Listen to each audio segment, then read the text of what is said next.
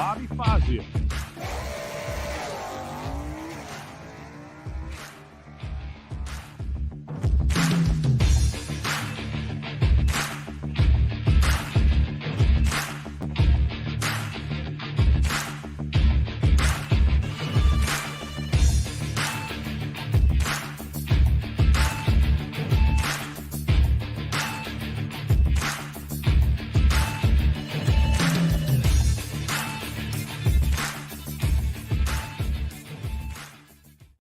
Hello and welcome, Driver Interviews with Bobby Fazio. Today is Wednesday, December 13th, 2022. Wow, it's almost Christmas. I better start my Christmas shopping because if it wasn't for the last minute, I wouldn't get anything done. Anyways, what a weekend. PRI 2022 was a great time. Indianapolis, Indiana. I highly recommend anybody that's never been there to go check it out. A great place to build relationships, learn a lot of things, talk to a lot of people, visit a lot of booths, do a lot of walking, get a lot of exercise, eat a lot of junk after you get a lot of exercise. At least that's what I did. All right, so driverinterviews.com. You know the deal. Go to the website. Subscribe to the YouTube channel. Helps me out. Doesn't cost you a thing. Also, it lets you know when I put out new interviews, which I have new interviews coming out on Thursdays. I have Tuesday Tell All on Tuesdays. And anybody that's watching this right now probably already knows that. But I did get a lot of new subscribers from PRI this weekend. So hello and welcome. And thank you for subscribing. If you want to sponsor, if you want to donate, you can do all of that or inquire about all that. If you want to buy T-shirts or stickers, you can do all of that at driverinterviews.com. So thank you to everybody who heads there and does any of the aforementioned things. Check me out on Facebook and Instagram at Driver Interviews. It's also the YouTube handle as well. YouTube's allowing handles now, which is nice because now it's at Driver Interviews for all three, Facebook, Instagram, and YouTube. Those are the three platforms that I'm on. Draginsights.com. Check it out. A lot of new things in there. We put in number of heads up runs you've had, what your win percentage is in the heads up runs, average reaction time, average ET, fastest ET you've ever had, average mile per hour, fastest mile per hour you've ever had in heads up run. So it's becoming its own little database for us stock and super stock racers. So head over to draginsights.com. All you need is an email address to sign up. And Rob Youngblood, advancedclutches.com. Check him out. Visit the website. Any of you stick shift racers out there, check it out, advancedclutches.com. All right. So let's see who's out there. Walt Walker. There he is. How you doing, Dan? Wally? Afternoon. Good afternoon. It is 12:13 p.m. I was a couple minutes late starting today. You got to give me a little bit of slack here, though. I'm trying. I need a camera crew. I need a production crew. Nick Ryder's listening. Hello, Nick. Ray Thurston, Reverend. That's what everybody's calling me now, the Reverend. Thanks to Brian Loans giving me that stage time there at PRI. He said I was preaching about stock and super stock, which I always do, right? So he said, I'm going to start calling you the Reverend. I'm going to have to put that on my car somewhere now. Reverend Bobby Fazio. I say my name Fazio, but everybody else calls me Fazio. I'm starting to call myself that. Scott Giordano, what's up, buddy? Good afternoon. Doug Dick, nice meeting you as well. Glad I got to talk to you. And Tom Gent, got to talk to Tom Gent there also. He was there when I was getting interviewed. And Pete out of sunny Florida, huh? Left New Jersey, I think, went down there. Well, we all hate you right now, Pete. But how you doing? Good to see you, Pete. All right, guys. So let's see. First off was the PRI show. Anybody that saw me there, I try to, I love meeting people. It was a great time. I'm glad I got that interview with NHRA. That really, they penciled me in. That was great because that really helped us grow our brand. It got us new followers. I talked to a lot of people after that interview, and hopefully I represented us in the way that you guys all want to be represented. Doing my best here. Believe it or not, after I got off the stage, after a full weekend of them interviewing pros and all their famous racers, I was told by the gentleman operating the camera and sound, Mr. Warren Monteith, that mine was one of the best interviews of the weekend, in his opinion, and they would like to get me out in front of a camera a little bit more often. So we'll see if that happens. Maybe we can start, showcasing more stock and super stock. Real quick, anybody that's been to Indianapolis and hasn't checked out the Indianapolis War Memorial, highly, highly recommend it. What a great place to visit. It's like a nice big monument with a museum inside. It was built during after World War I to honor all the World War I soldiers and those that died, especially the ones from Indiana. But then it's expanded to World War II and all the wars after that. Anybody that's seen the movie Jaws knows about the USS Indianapolis and how it got sunk by the Japanese torpedoes, and the men were in the water for 5 days getting attacked by sharks. That was a very, very interesting, they had a whole setup for that. And I've always been fascinated by that story. And I always wanted to meet a survivor. I think I'm a little late on that. There might only be one left. But it had a screen of where all the gentlemen on that ship were from, touchscreen. You could sort by state. I didn't realize there were 4 guys on that ship from Philadelphia. So it was pretty cool. I highly recommend everybody checking that out. Indianapolis War Memorial. It's walking distance from PRI. All right, so let's get to it.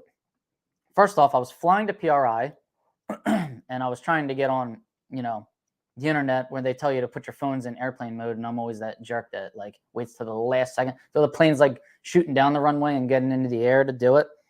And that was when Lonnie Grimm was telling everybody about the new GT rule. Okay, so a little bit more clarification. Warren Evans. Why did I say Warren Monteith? Oh, Warren Monteith is the guy that does the replicas, the awesome replicas that he does. So Warren Monteith does replicas. Warren Evans is was the sound and production manager there at the PRI booth. So thank you, Walt. All right, so the GT rule now, as it stands, you can't run GT with a combo that is naturally a super stock combo. So, for example, if you have a 69 Camaro with the 375 horse motor in it, you just can't cross off the SS and put GT on there because it's got a more favorable horsepower factoring, or just for the sake of trying to protect your SS horsepower rating, because that was screwing the people that are actually in GT. You could go into GT, go real fast with it, ruin that combo, and then you could go back into SS while the person with the 1982, Oldsmobile Starfire, if that was even around in 82, the person trying to run actual GT was kind of screwed from there on. So that was I don't know. I think that was kind of a common sense rule, but it's America. It's 2022, and common sense is few and far between, right? So as far as the GT rule, I see everybody saying, well, can I still run, my 1995 Camaro with the 1968 motor in it? Yes, you can. GT didn't change that much. It was just you can't run a combo that's literally exists in super stock. Same year, same engine, same body style, all that stuff, can't be the same, and you putting GT on your window. Okay, like I said, it was a common sense rule. All right. Okay. Anybody comment and let me know if you do still have questions about that. I'll try to address them as best I can, as best as I'm interpreting the rules. Brian Zenson, I was just talking about this. I wonder if people will start claiming different bodies now to still fit in GT. Well, that is that's interesting, because the first combo everybody kind of resorted to was the 98, 99 Firebird. Those two body styles are virtually the same, but I don't think you can discern between the two. So people are wondering, can I call it a 98? A 98 body and run the 99 LS1, or can I call it a 99 Firebird and run the 1998 LT motor? So I don't know what's going to happen with that. Anybody that's heard anything about that, let me know. I'm not sure. I would think, I don't even want to say I would think, because I don't know enough about those body styles and those engine combos. But if you're calling it a 98 and trying to run the 99 motor, it's just, to me, it's all part of the game that they're trying to get rid of. So I wouldn't advocate for doing it. However, I never hate, I don't hate the player, I hate the game. I don't dislike anybody that's playing the chess game. That's what I love. I love chess game. I love playing within the rules. As long as you're playing within the rules that they've given us, go to it, man. Put 6 classes on your window. You have the right to do it. And if it's going to help you win, that's great. If the rules changed and you can't do it anymore, then the rules change. You got to come up with another chess move. That's the way this game is. Okay. This is a thinking game. This isn't just going out and bracket racing on the weekends. There's a lot more to performance-based racing than we all thought, right? When we got into this, we thought we could just make our car fast and go race. At least that's what I thought, years ago when I was begging my father for us to get into this. But yeah, there's a lot more chess involved, and we all got to play it. So that's all I know about the GT rules. Not sure if they're going to start getting GT horsepower ratings and superstock horsepower ratings to kind of come together a little bit, which would also kind of keep the GT and SS movement from going on as much. So like I always say, comment and let me know what you know so I know. Got it? Good. All right. AHFS. Okay.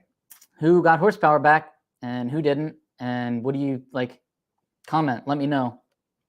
Was there a combo that you thought should have gotten hit that didn't get hit? Was there a combo that got horsepower, got a hit that should not have gotten a hit? I know I saw Bob Gullett saying like he's the only one that runs that. What's that? A 68 Nova with the Bob, what do you run? 350, 396? I can't remember. But he's the only one that runs it, stick shift combo. So he holds his life in his own hands right there. He goes 1 second under 2 times. That's it for him. He gets a review, and if he's 85 under, he gets a horsepower hit. He's got nobody else out there keeping that average down. He's also got nobody else out there blowing the average out of the water. All right, so it's a slippery slope. Do you want to be the only one in your class? I know I'm the only one in my combo, so I got to be in both my cars. I don't think there's any other 289 stick cars in super stock, and I don't think there's any 1992 Mustang 5.0s in stock. So I got to be careful now, especially with the new 65 under rule that we're probably going to spend the next half hour talking about. So as far as the horsepower reductions and horsepower increases go, comment, let me know what you think. Did you get it? Did you not? Okay. Thank you, Jerry Heath and Pete. Bob Gullett runs a 327. Is that a 327 250? Give me the advertised. It's a 327. Is it a 327? What the heck is a 327? 275 or 327 250? I forget.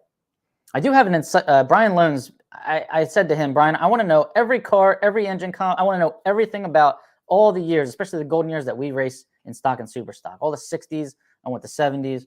I want it all. And Google is no help. You try and find, things on there, and you get advice from people that don't really know what they're talking about, to be honest. So he pointed me in the right direction to this encyclopedia. It's like 1,000 pages of every engine option, everything from every year. So it's on its way. I'm excited.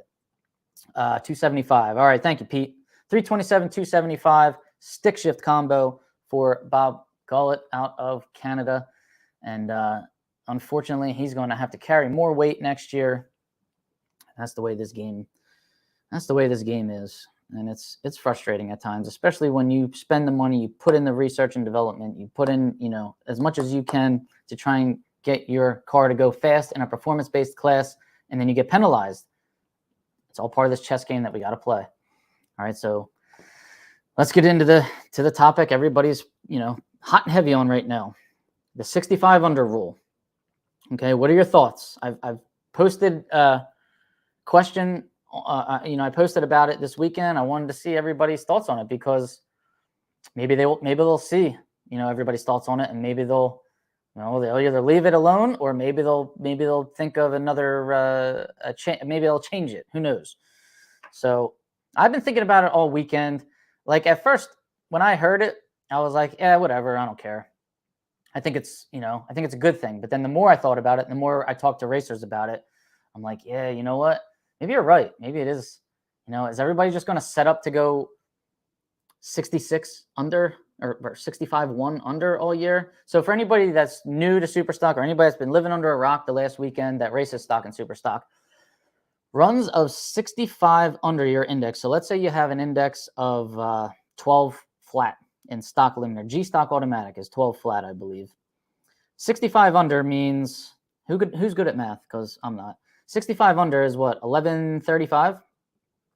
If you go 1135, that's 65 under your 12 flat index. Okay.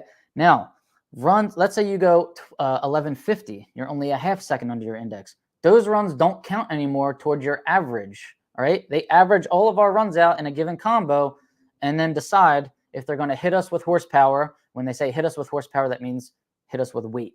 Okay. For anybody that's just joining us and still learning about stock and super stock. So now, whereas before, let's say you had like 5 racers in your combo that ran the same thing. So for me, let's say I had 5 people that were running the Mustang 5.0, the 302 225 horse, which is rated at 215. Okay, 5 people.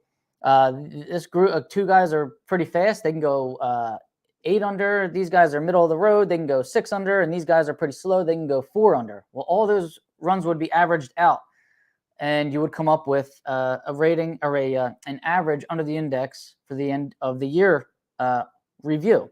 Okay, if the end of the year your review shows an average in your combo of 85 under or faster, you're going to get hit with horsepower. So it's the runs that were going 4 and 5 under that were kind of lower in that average, and that would help you, especially help you if you were a fast car. So you try to make your performance-based runs, you pick and choose. This is where the chess game comes in. All right, I got to win a key round here, or I have a heads-up run where it's first car to the finish line wins with no breakout.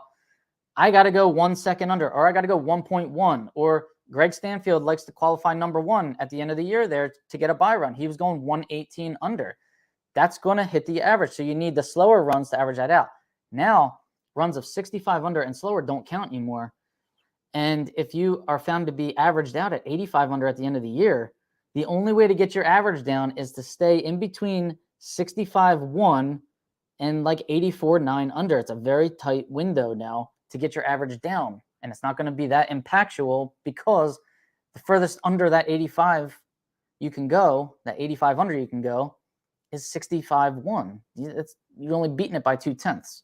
So just me doing a little math for you guys right now.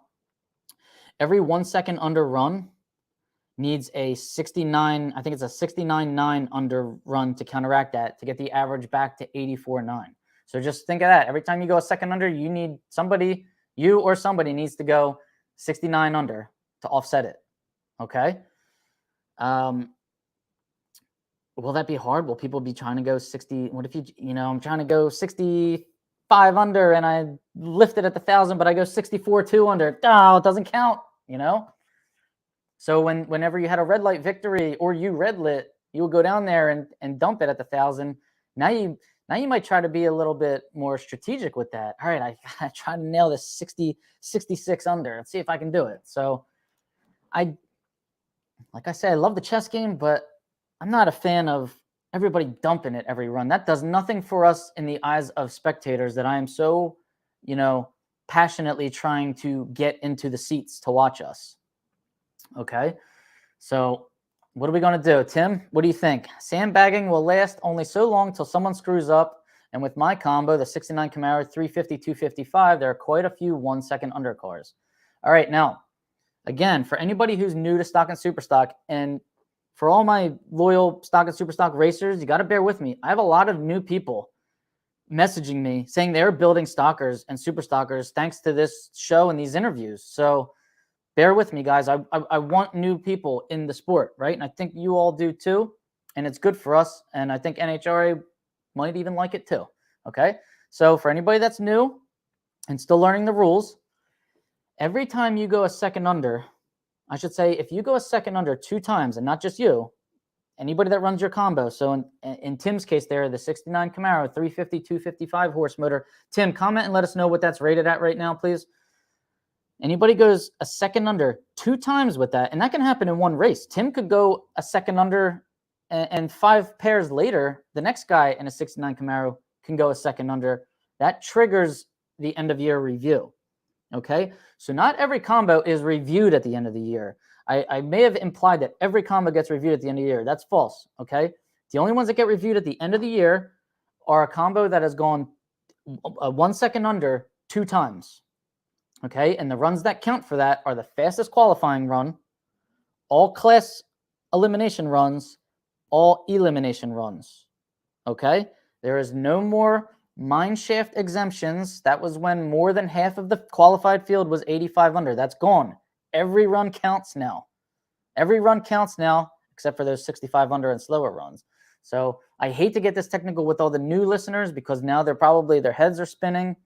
And I don't want them to focus on this just yet. I want them to focus on building a car and a legal car. Thank you, Tim. So that 350, 255 is rated at 280 right now. So that 280 number is how his weight is calculated. And I think Tim runs in G stock automatic. So that's good that we're using that 12.0 index as our example. But you can run, now here's a loophole here. You can run 99 under all year. So that's probably what I'm going to try and set up to do. I want to run 99 under all year, try and qualify somewhat high or wherever I choose to qualify. But as long as you don't go faster than that 1 second, you'll never get a trigger. So if you can go 99 under, even though I'm the only one in my combo, if I went 99 under 10 times, guess what my average is at the end of the year? 99 under. That's faster than 85 under, right? Doesn't matter. It didn't trigger a review because I didn't go 1 second under 2 times. So I'm good. I won't get reviewed. I won't get hit with horsepower. Okay. So it's going to make you, it's the chess game. So Zupka, 50 under. Elaborate. What's your question there, Steve? 50 under. What do you mean? Or is it something I said 5 minutes ago? Because I can't remember what I said 10 seconds ago. Walt, just think, if NHRA listens to me and runs class on Saturday in front of the crowd and everyone shuts off early, oh, that would be devastating, Walt. Devastating. So we got to think about that. One thing that they did do was they got rid of, and for the new listeners here, you all know now about if you go 1 second under 2 times, not 4 times, 2 times, it triggers the review. Up to this 2022 racing season, if you went 1.2 under 1 time, that was it. You automatically got hit with a weight penalty on Tuesday or Monday right after the race. The next time you raced that car, it had to carry more weight. Okay? So 1.2 was called an instant trigger hit. That is no more. That's been raised to 1.3. Okay? So 1.3 is now the instant trigger hit for you to get hit with horsepower on the Monday or the Tuesday after the race. I don't remember what day they actually did it.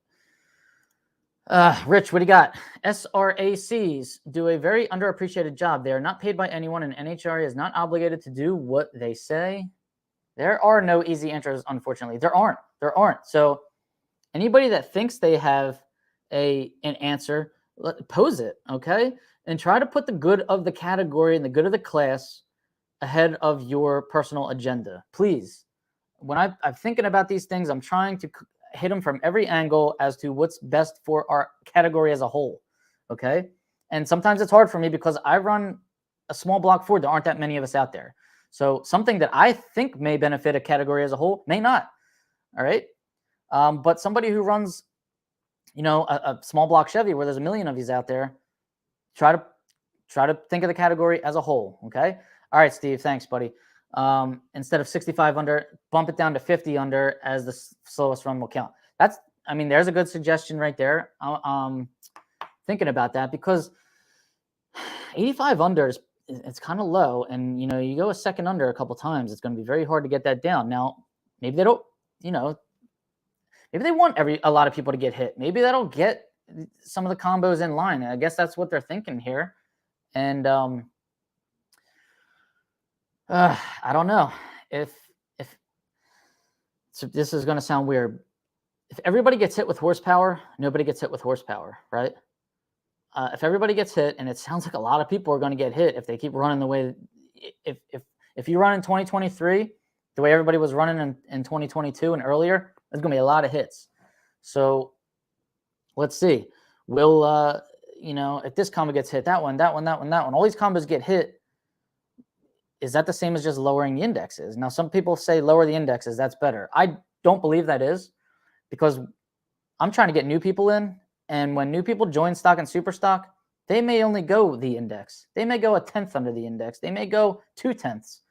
Okay? They're trying to get their feet wet. They're trying to learn something here. If you lower those indexes, and that's what they did to me when I started in 2009. I had an 1155 index. I went out, I ran 1158. I think I got it to go 1150. Excellent. We're learning something. And then that December, that was in September, I was learning how to drive the car and go 1150. By December, by Christmas, my index was 1125. And then I was like, oh, great. What am I going to do now? So it was hard. It took a while for us to start going the index. We went 1120 and 1118, and it took a while for us to get into the 10s. And now, years later, 12, 13 years later, yeah, I can go 10, I'm in the 1050s, 1040s, and all is well, okay? But an index reduction, not a fan of it, okay? All right, hold on. I want to get to some comments here. Steve posed 65 under. Don, since the beginning of time, we have always been trying to get an advantage. I started with the flagman moving his knees. Flagman, weren't they in the 60s? Jeez. Jeff, let's see what you got. Jeff Dona. Talking about a 255, 350 combat's been adjusted for 53 years. The indexes are too soft. Hit the indexes and let the AHFS work for the cars that need horsepower off. Leave the numbers alone. All right. So I just gave my opinion on reducing indexes and what that does to the people at the bottom. But how, one thing that is good for this group isn't good for this group. And that's the way unfortunately, that's the way class racing is. So these are the discussions we need to have. So that's Jeff Dona's opinion. And Glenn, who wants to watch a majority of the field stepping on the brakes or letting off early? No, not for heads ups. And I really am really trying. I'm pushing for our class runoffs to be, in front of the crowd and back at national events again. I don't like this baby Gators class runoffs. It's cool. You can get 128 cars. There's no quota. Bring them all in and let's pack the house and have a lot of runoffs. But nobody's watching. Okay. And we need people watching. And then we can maybe get more sponsors. We can get more people willing to pay contingency, willing to pay class contingency. Okay. It helps. Maybe get us more TV time. Maybe they'll strap an NHRA shirt on me and give me a camera and say, go have at it. We'll put it on our night show. Who knows? Then again, I want to race too. So I'm going to need help. Who feels like carrying a camera and a microphone? All right, Tim. 1 second under twice, same car and driver, or two different drivers with two different Camaros. I don't know, Tim. I think that's going to overcomplicate it a little bit too much, and it's already complicated enough. So you want one guy who's got the 69 Camaro 350. The trigger has to be by the same driver is what you're saying. I don't know. I have to think about that one. Used to use the national record, which didn't work. Yeah, I heard those stories about national record. More and more weight will just lead to driveline breakage. Also, guys, I forgot to clarify about adding weight and changing classes. Sounds like once you commit to a GT class, or I'd say in Superstock in the GT category, you may be stuck there for the year. Okay, so they're not going to allow this switching back and forth between Superstock and GT as much anymore. So beware. I heard Lonnie say on the on one of his interviews at PRI, choose wisely, because if you choose GT, good luck, congrats, you're in GT for all of 2023. So choose your class wisely. They're not going to allow switching back and forth between GT and Superstock as much as they used to. It's easier for them to police the combo, have accurate weight stickers, and they want more heads up runs. Honestly, they want more heads up runs just like we want heads up runs. The only problem is now we don't want heads up runs as much as we did a month ago, because with these new rules, we're kind of afraid of getting the combos hit. Letting off early and stepping on the brakes is going to happen all the time. It kind of already does. People are already making 1,000-foot deals on heads ups, but it's probably, it might increase now a little bit more. Zenson, not sure if this is an NHRA thing, but one of the coolest races I've ever seen was U.S. Class Nationals, the Quick 32 Index race. That was that the Alex Densenko race that he put on? And I heard it was really cool. I wasn't paying attention. I was in high school and freshman year of college. I was chasing women and drinking beers and going to the Keystone Nationals in September. That was the extent of my drag racing at that time. So anybody wants to comment on that race, let me know. What else? Okay. What about people slowing themselves down illegally? Okay. Restrictor plates. This has been a concern. You're not allowed to run them in stock eliminator. Throttle stops are clearly illegal in class racing.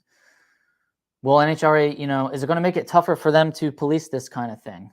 And will they be checking for it? Because we don't want people to using that stuff to slow themselves down. It's all right. It's one thing to slow yourself down, but now I just feel like the more I'm talking about it in this episode alone, the more I'm getting nervous about it. Is everybody going to be slowing themselves down? Oh, all right. So let me know what you think on that. You think people are going to start using that stuff? Are people already using that stuff? Is that something that needs to be checked for? I know people use them in super stock, and I'm not a fan. But again, like you can't have people, showing up to Indy with no AHFS, going like 150 under, and then putting the car in going 50 under all year, and then even worse yet, getting a horsepower reduction at the end of the year. Like, there are some combos, guys, let's be honest, that need a freaking adjustment, right? If you're going 140 under, you need an adjustment, okay? With all the rules and all the ways they're changing, stock, and you're allowed roller rockers, and you're allowed solid lifters, and you're allowed, the valve springs, and you're allowed all these things that weren't allowed, 10 years ago or before I started. Clearly, the cars are going to start going faster. They're going to rev higher. You're allowed, better drivetrain, and Chevy guys, you're allowed to put a 3-speed trans and a 2-speed only combo. Like, what a rule change that quietly was. Like, I mean, that might be the biggest one out of all of them, and there was no horsepower adjustment for that. Like, come on. So certain things need to be adjusted. Some of these 4-cylinder combos, yeah, sure, so let's not kid ourselves. A lot of these combos need to be adjusted, okay? And a lot of the people complaining about it are the ones that can go super, super fast and they don't want their combo adjusted. Yeah, I get it. And there's people that spend tons and tons of money to get combos adjusted. And there are people that think horsepower reductions are welfare and you shouldn't get that. I disagree. Submit it. Submit every combo you can that goes slow and get the horsepower back, okay? Why not? I submitted the 64 Mustang that I drive in stock eliminator. We can only go 5 under, okay? 370 cam lift, the carburetor made for a lawnmower. I'm not spending $10,000 on a set of heads for that car. Sorry. So if it's going 5 under in legal stock trim and I can get a reduction, taking it. Thank you. So I don't know why people scoff at that. Are we trying to get new people into stock eliminator? Okay, I don't want to bring new people into stock eliminator by saying, hey, you got to go spend 10 grand on a set of heads. Who the hell is that going to bring into stock eliminator? No, I want to bring them in and say, hey, build yourself a 64 Mustang. I just got it rated at 188 horsepower. So, there's a combo, or like my 5.0, there's a combo that should run 3, 4 under on a nice budget. That's how you get people into stock eliminator, okay?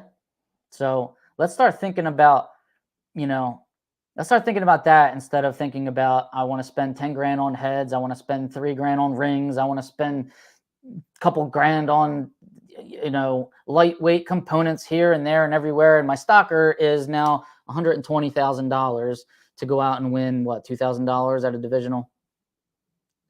These are not wise investments we're making. Racing is not a wise investment to begin with, okay? And we're making it worse. Now, it's an addiction for damn sure, okay? And this expensive addiction probably has helped people giving them a purpose in life, giving me a purpose. I mean, like I just said, in 2001, I wasn't thinking about this stuff. I was doing things. I wasn't doing illegal things. I wasn't doing drugs or anything, but I don't know, that could have happened if I felt like I didn't have a direction, you know? And this addiction is a lot safer, not less expensive, but a lot safer than other addictions that are out there. So I want to get people into this because it teaches, you know, valuable lessons. It teaches you how to win. It teaches you how to lose.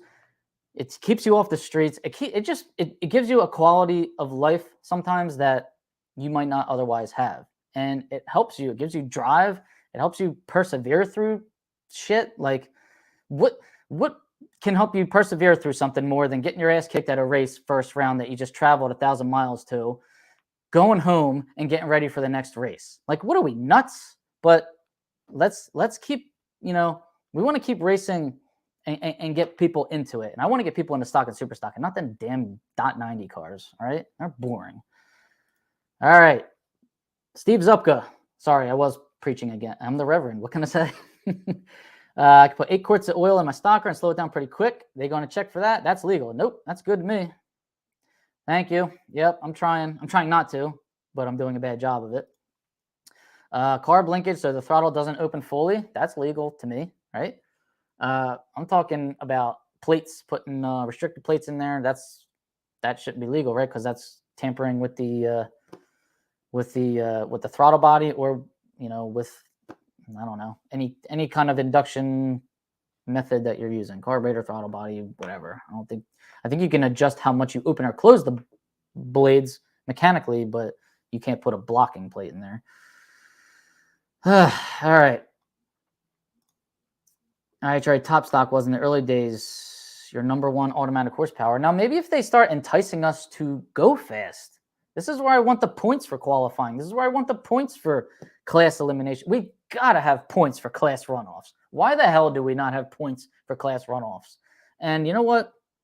I'm sorry, but I know I probably presented it before, but I want to see if I still have it here. I do. There it is. There was my, I'll put it on full screen. You don't even need to see my face. This was my proposal for performance-based points. It kind of gets shot down by the bracket racers out there in our category, but they pose good arguments as to why it shouldn't be. But like they said, you know, qualify number one, you already get a bye if it's there. So that's already, you know, a certain number of points. How many more points do you need? Points for setting a record. I definitely think you should get that and make it like 2 records per year. 10 points for setting a record. We get 30 points for losing first round at an event. 10 points, come on, that's nothing. Give them 10 points for setting a record.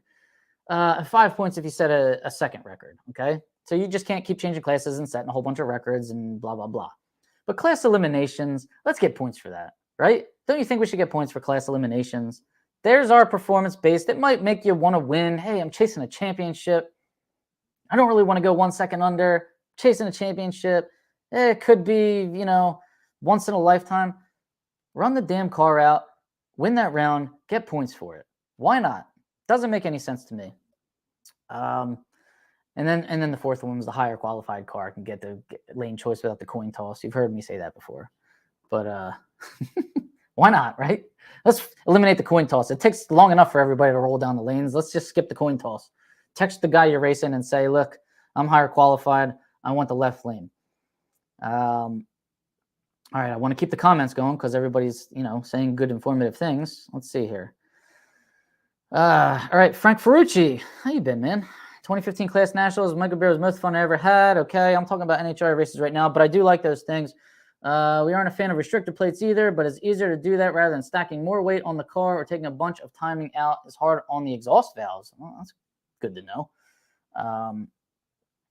Yeah, all right. Frank, I'm sorry. I didn't mean to click off of that so fast. Yeah, so the Class National, I'm all for these outside races. It's great. You know, it gives us another park to play in. I want NHRA to be great. It is great. You can't compete with them. You know, I don't want to compete with them. I want to work with them. Okay. And I want our brand of racing to be showcased out there, you know, just slightly under the pros. Our brand of racing I'm sorry, and I don't want to sound like a jerk when I say this.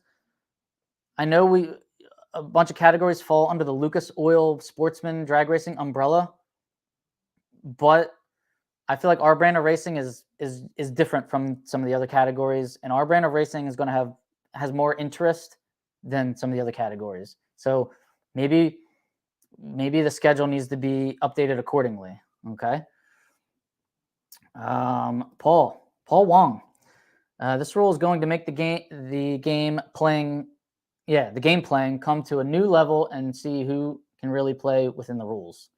For sure, it won't help make class racing more exciting. Yeah, that's the part that scares me, and that's the part that I've had to think about over the last several days, and it's making me wonder because I want class racing to be exciting. Okay, class runoffs at Indy are freaking exciting. Unfortunately, they're on Thursday and nobody's there to see them, but there's 9 million classes at that race, so I guess we have no choice but to race there on Thursday. But yeah, I don't want all this 1,000-foot lifting or all these like deals going on. What if they bring class? I just thought of that. What if they bring class winners qualify? What if they bring that rule back again? That was a rule like before I started, right? You had to win class to make the show. You think that would make people go fast? Ryan Horensky, lower the indexes. I'm 42 now. The C stock automatic index is literally a tenth or so quicker than it was in 1987 when I was 6 years old. They were raised and then lowered again, just not enough. Pretty much a tenth quicker index for 30 years of technology advances. Okay, so Ryan's saying that they've raised the indexes and then they lowered them. So I started class racing in 2009, and that year they lowered them. So I was only used to an 1155 that got lowered to 1125. I don't know if maybe it was quicker than 1155, got raised to 1155, then it got lowered. Why would they raise it and lower it though? That doesn't make any sense to me, but I'm still a newbie. James, there must be an avenue that you can go fast without taking a beating. Class elimination should be exempt, but don't count for qualifying. Indy and a few more nationals exempt. I don't know. You can go to an open and go as fast as you want. So there's your avenue right there. Going as fast as you want at races where points are being counted and heads up runs, class runoff, especially if they were to give us points for class. I don't know. I don't know if you should be able to go as fast as you want without any repercussions, but something we got to ponder. It used to be a program that awarded the year-long class champ. Yeah, there was. It lasted for a few years. Walt, wasn't that? I'd say it was in like 13, 14, 15 or something like that. It was like 2 or 3 years long. I know Gary Summers won it in his like T-stock automatic Mustang too. So maybe they would bring that back. But what's the incentive for a business to want to pay class, a year-long class champion? Maybe a year-long class champion, throw them a couple $100. I could see that. But if you're racing these class runoffs in front of nobody, nobody's gonna see your sticker, nobody knows your car. If they don't put your picture in National Dragster and your name in there, who's gonna even know you won? Why would you pay? Is that a wise, worthy investment? Right? I don't know that it is, and I don't know that these are gonna be good investments for brands unless we start getting more eyeballs in front of us. All right, guys, this is getting too long and I don't want to bore you with all this, but we hit the point here. I want to get more into the investment side of it. Oh, no, wait. No, I don't. Sorry. Stay put. I still have 2 more bullets. Sorry. This is what happens when you only have one computer. If I had like 2 or 3, I could look and do it at the same time. Still, I wanted 2 review periods per year because I don't want somebody going 129 under all year, getting the top spot, and then ditching the combo at the end of the year. That's my fear. That's why I was asking for 2 review periods. But some people have posed an argument against 2 review periods. So I don't know. Comment. Let me know if you're for 2 reviews or not. Runs of 55 under.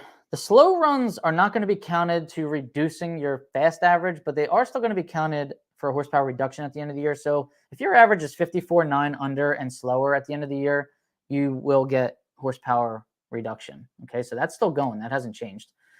And then last but not least, What I was asking here is the last thing I want to talk about as far as horsepower is concerned. Should the average at the end of the year in your review, should it be moved from like 85 under to say 1 second under? So if they average it all out, instead of 85 under being the hit point, should that be raised? 95 under, a second under, something like that. We got the 130 under for the instant trigger. That was raised. But should the average at the end of the year for a hit be raised? I don't know. I don't have an argument for or against it, but if it will keep people running faster and keep the excitement in heads-up class racing, then I'm for it. Got to raise it a little bit. Comment, let me know what you think about that, guys. Okay. Let me see. Let me show up 2 more comments here. Derek Weich, if I'm saying your name right. Lowering the indexes will only make it tougher for young people like me to get into class racing on their own. I don't have any major sponsors, and it's tough to have a second under car. It takes lots of R&D and money. Obviously, if they get it lowered, it won't stop me from coming back. But my 5 under car would only make it tougher to qualify at big events such as Indy or even at the Sports Nationals. All right, so this is what I'm saying. You know, Derek and I are in agreement. It hurts the guy trying to come in. It hurts the the car that's a little bit slower. However, he is citing prestigious events such as Indy or the Sports Nationals where, yeah, you do have to have a good car and you do have to have the R&D to get in. Okay? So I don't want everybody to just get in Indy. Like, I don't want the whole everybody gets a trophy thing for Indy. Yeah, it's a challenge to make it in Indy. It's a pride thing to qualify at Indy. But for all the other races that aren't Indy and aren't the Sports Nationals, I'm in total 100% agreement with Derek. Okay?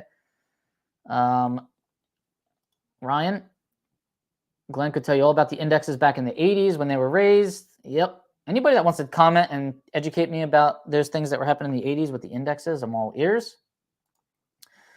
And Dan Wally, seems to me the most exciting heads-up runs you've shown are dead even, so let the CIC work and bring everyone within a tenth or two, but who am I? Dan, you raced stock a couple years there in a cool AMX, so you're somebody. All right.